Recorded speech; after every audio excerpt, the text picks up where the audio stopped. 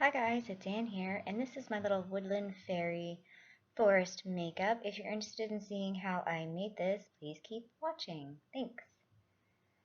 So I've already done all of my base, my foundation and all that. I'll put all the products down below so you can see what I've used. I'm mainly using a eyeshadow called Monarch from the Royal Affair palette, and I'm going in with like a pencil style brush just to create sort of the shape and the outline that I wanted the shadow to look like. This was not the right brush to use for this. I couldn't find the one I was looking for, so this was a bit more laborious than I had intended. Um, but hopefully you get the idea. What I was trying to do was blend it up into my eyebrow, just like the Nikki tutorials video that I did, and then take it out into like a smoky sort of loose wing. I didn't want it to be too sharp. Then I used a blending brush just to sort of blend all of that in, and I kind of went back and forth a lot on getting this color down. It was actually a pretty difficult color to work with, I'm not going to lie, because it's a dark color, so it can be a bit patchy, but it does have a lot of color payoff, so it just took quite a bit of work to get it in the way I wanted to. So here I am just blending it down into my lower lash line. I do go back and try and fix that a little bit more later when I start adding some other colors to the lower lash line. So now I'm just going in with the NYX Jumbo Pencil in Milk. I'm using this as a base just because it's white to really make the colors pop that I'm going to put on top. It's going to look really weird at this point, but it will make sense once the other eyeshadows are on top. I could have used a dark eyeshadow or eye base under a couple of the shadows, but white was just easier because it will blend with like the inner corner as well. So the two main shadows that I'm using here are Toadstool, so that's what I'm putting on right now from Clione Cosmetics. This one for me, it's a bit of like a creamier formula, so I should have used maybe my finger.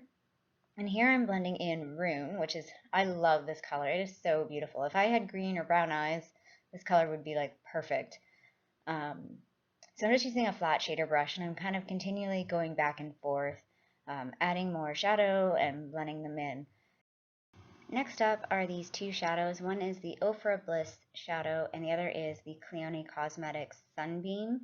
So that's what's going on in the inner corner, and the Ofra Bliss is what I used between Rune and Sunbeam. So you can see the Sunbeam is like blinding. And I did blend up the Ofra Bliss highlighter up into the brow bone as well. And then I used Rune on the lower lash line to blend between Sunbeam and that Monarch color. And then again, going back in and just trying to blend it all together and make it a little bit more seamless across the lower lash line there. So there's both eyes done. Magic of editing.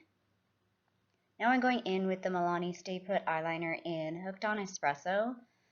So I just did a regular eyeliner look for this. I didn't do anything fancy. I was gonna maybe do a winged out liner, and then I was like, no, let's not do that and ruin the eyeshadow.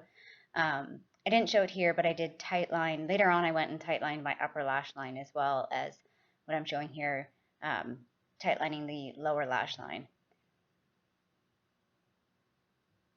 So I was kind of going for a more beauty look compared to the kitty cat look I did in my last video.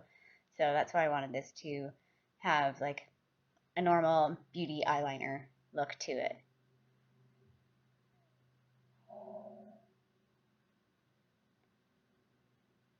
So now I'm going in with the Urban Decay Brow Blade. And similar to the eyebrows I did for the kitty cat look, I'm sort of going for a blown out, like very hair stroke, rough looking eyeshadow or eyebrow shape.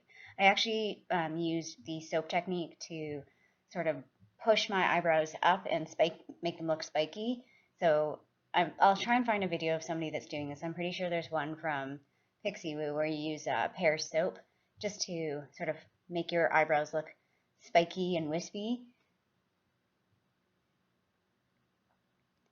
And again, just going into the other side. I'm not gonna lie, so almost all of this makeup, I filmed this, and then after I'd filmed it, I went back and pretty much retouched up everything. So I retouched up the eyeshadow to make it more even. I retouched up the eyebrows to, again, make it more even, make them stand out a bit more. You'll see why later, because I go over with a lot of highlighter. So I'm now just going to sculpt my face with that same Monarch color and a small face brush. And we had a cat interlude, so I actually just had to stop filming for a while to play with the cat. And now I've just gone back into the other side of my face to again sculpt the cheeks out with that dark green color. And then I used a bigger fluffy brush to help blend that a little bit so it doesn't look so harsh, but I still wanted it to look harsh because I wanted to have like a bit of an elfish look. And then again, I blended that color up on my giant forehead, and as you can see there, like I really struggled. You could see it was a little difficult to blend. That's what I meant by that. It's a hard color to blend. It could just because it's such a deep color, and then with my skin tone, it's also not a face product too. So I just curled my lashes like I normally do. And then I went in with the L'Oreal Lash Paradise mascara. This is the waterproof version. And I applied it to the upper lashes. I did 2 coats on the upper lashes as well as a single coat on the bottom lashes. I do need to get around to filming that video on the waterproof mascaras that I am testing out and comparing.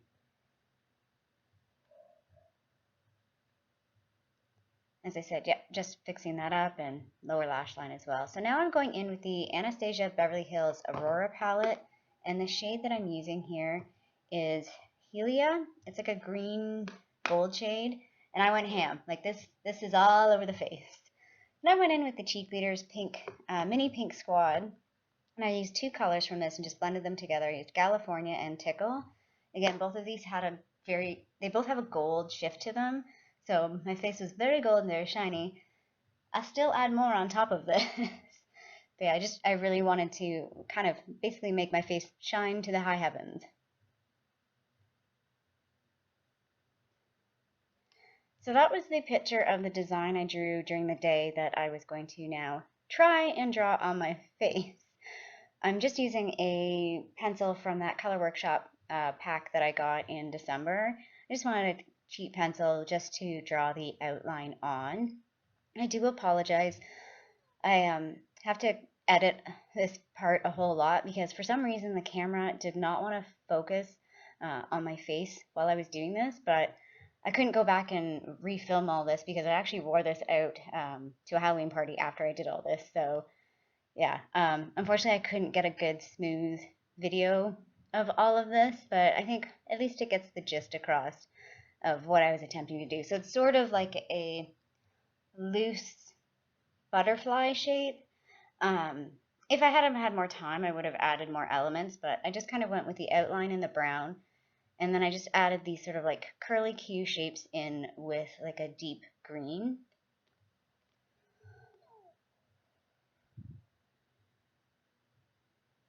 It wasn't too bad doing one side of my face, but then having to try and replicate this on the other side, that was a bit scary. And then I'm going in with a brown liquid liner to actually do the like design, make it stand out more. This is that Pupa Milano liner, that name, Pupa, from the same one that I used in the kitty cat video. This is a time where my giant forehead actually works to my advantage. There's so much retail space for drawing. Maybe that should be like a video series where I do like landscapes or something on my forehead. That would be interesting. Again, sorry, it's so blurry and then in focus and blurry in the focus. I don't know why the camera, I think my face was just so blinding, it couldn't focus.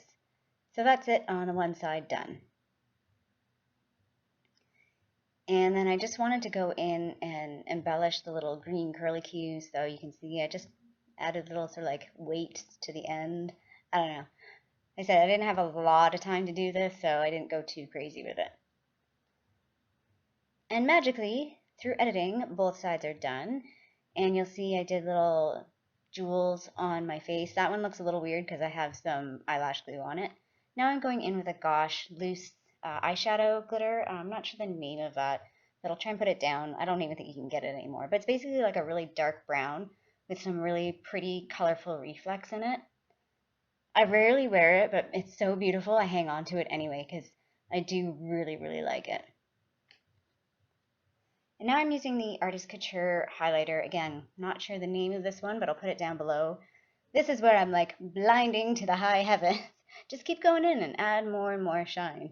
This is an incredibly glittery, shiny highlighter, so I never usually wear this on a day-to-day basis. And now I'm going in with the Ofra Liquid Lipstick in Monaco. Again, wanted to go with like a really glowy look, so that's why I used this. Plus, I knew it was going to last all night if I wore a liquid lipstick.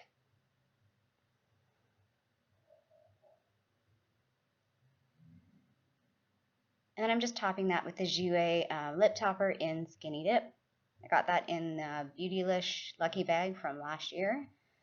Again, don't wear this too often because as you can see, very glowy. And that's it. That is the face makeup pretty much done. As I said, I did kind of add more to it later, but yeah, that's it. So that's the look put together. That's it styled a little bit. I added more to it. If you want to see what the full look looked like, I do have pictures posted on my Instagram, so you can go over there and check it out if you want to see what it looks like. But yeah, I really had fun with this. I thought it was super cute. Again, if I had more time, it would be fun to like embellish this a bit more and add to it. But so I want to point out I also used Monarch and Helia from the Aurora palette on my ears to sort of help, sell that fantasy look. Hope you like this video. Feel free to give it a thumbs up, and I'll see you sometime soon. Bye!